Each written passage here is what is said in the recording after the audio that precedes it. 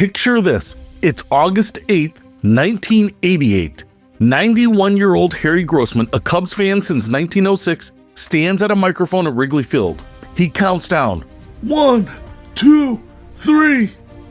Then bellows into the night, "Let there be light." Suddenly, 632 blazing lights illuminate the friendly confines for the first time in its 74-year history. The crowd of 39,008 erupts. This is it. The Cubs are finally joining the modern era of baseball. But then, just 4 innings later, something biblical happens. A thunderstorm of epic proportions rolls in, washing out the game and sending it to the history books as nothing. The game never counted. You couldn't write this stuff. But this isn't just a story about lights or rain delays. This is the story of one of the most brutal political battles in Chicago history, a 7-year war involving newspaper vendettas, backroom deals, organized protests, and political dynasties that would make Game of Thrones look like a children's show. Welcome to the shocking true story of how the Cubs became the last team in Major League Baseball to install lights, and the incredible fight it took to get there. The holdout. The last bastion of day baseball. By 1988, the Chicago Cubs were living fossils. While the rest of baseball had embraced night games since 1935, when President Franklin Roosevelt literally flipped a switch from the White House to illuminate Cincinnati's Crosley Field, Wrigley Field remained stubbornly, almost defiantly a daytime-only ballpark. Think about that for a moment. For 53 years, every other major league team had installed lights. By 1948, the Detroit Tigers were the last holdout until they caved. That left the Chicago Cubs alone, playing all 81 home games during the day, like some quaint museum exhibit of baseball's past. The numbers tell the story of this stubborn resistance. 5,687 consecutive day games. That's not a typo, 5,687 straight day games at Wrigley Field. The man who said no. The architect of this resistance was Philip K. Wrigley, heir to the chewing gum fortune and Cubs owner from 1932 to 1977. Wrigley wasn't just opposed to night baseball, he was philosophically against it. As court records would later reveal, he believed that baseball is a daytime sport and that lights would have a deteriorating effect upon the surrounding neighborhood. But here's where it gets interesting. Wrigley wasn't always anti-lights. In 1942, he actually ordered a complete lighting system for Wrigley Field. The Chicago Tribune reported that 165 tons of steel, 35,000 feet of copper wire, and 800 aluminum reflectors were ready to be installed. Then came December 7th, 1941, Pearl Harbor. The very next day, Wrigley donated all that steel to the war effort. It was a patriotic gesture that would haunt Cubs fans for decades. The White Sox conspiracy that never was.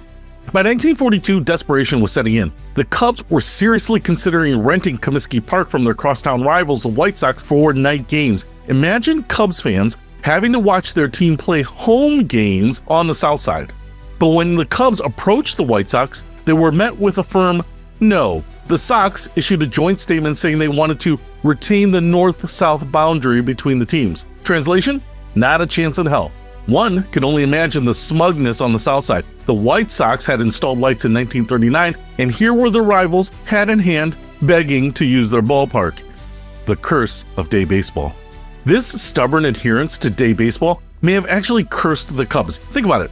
In 38 seasons, from 1946 to 1983, the Cubs had just 3 second-place finishes and 5 third-place finishes. The rest, mediocrity and misery. The schedule worked against them in every way imaginable. Day games meant smaller crowds, most people were working, it meant less television revenue, and it meant that when they did finally get good, they faced a devastating ultimatum that would rock Chicago to its core. The trigger event. The 1984 Cubs, so close, yet so far. In 1984, something magical happened. Under new general manager Dallas Green, a man described by Cubs PR director Bob Ibach as having the presence of John Wayne, that shock of white hair, and he was a gunslinger, the Cubs suddenly became good, really good.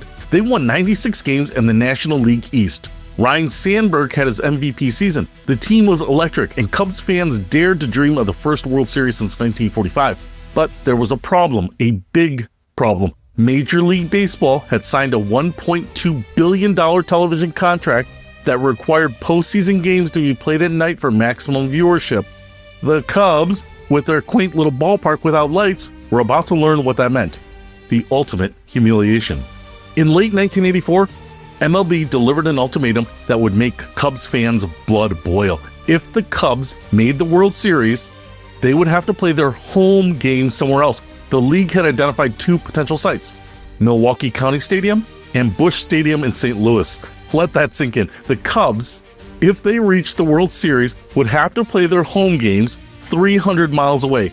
Bob Ibach, the Cubs PR director at the time, revealed years later, "The one place I know we were never going to go would be over to the White Sox ballpark because the Cubs fans would have killed us."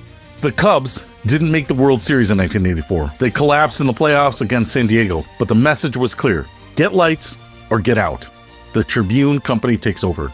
In 1981, the Wrigley family had sold the Cubs to the Tribune Company, the media giant that owned the Chicago Tribune newspaper. Unlike the Wrigleys, the Tribune Company was in the business of making money, not preserving tradition. The new owners immediately began pushing for lights.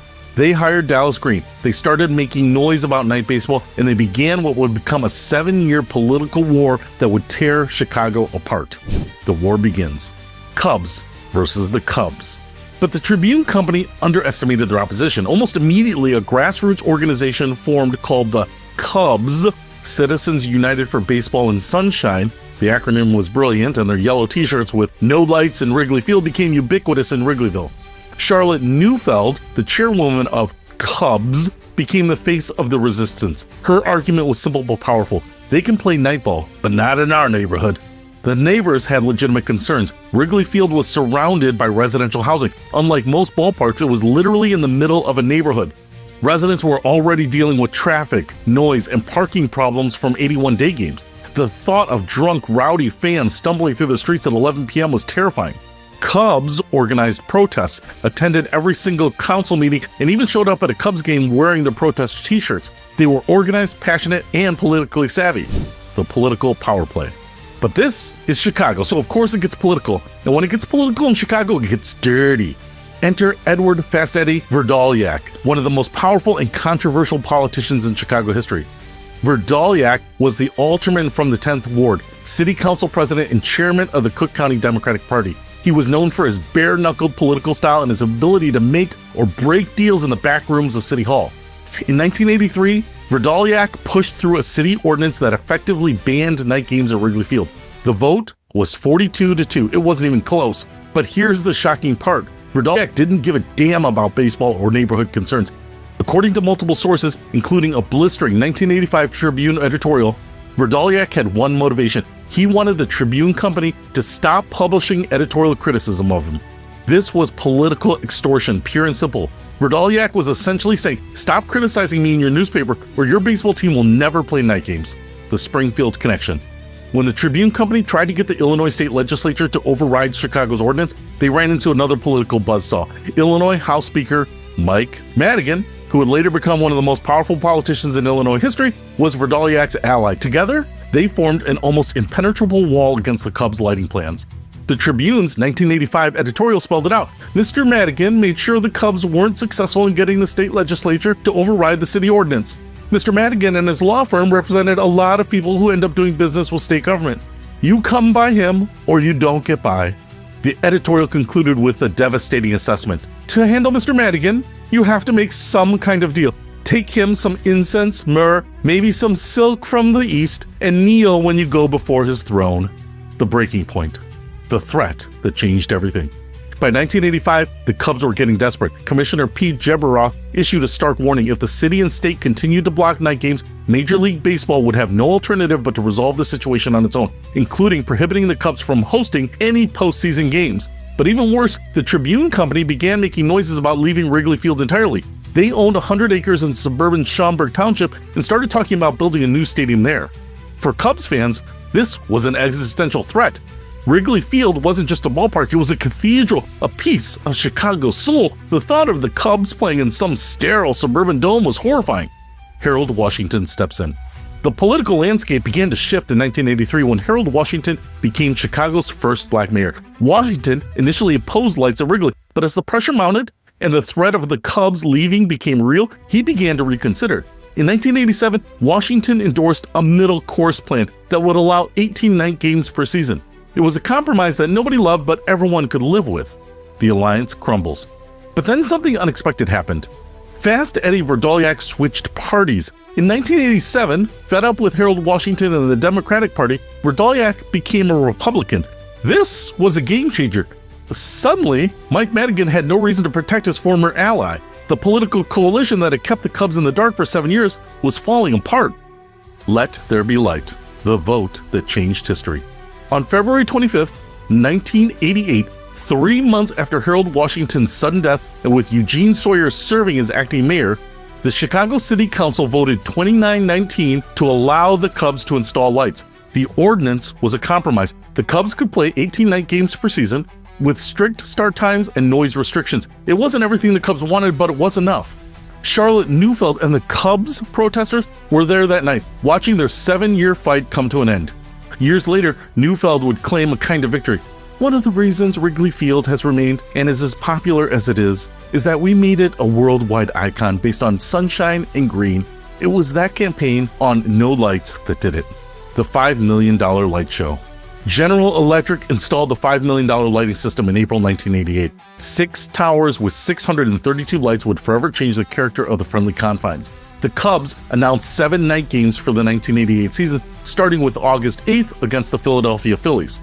The curse strikes back. And then we come to that magical cursed night of August 8, 1988. 522 media representatives descended on Wrigley Field, more than covered Pete Rose's breaking tie Cubs hitting record.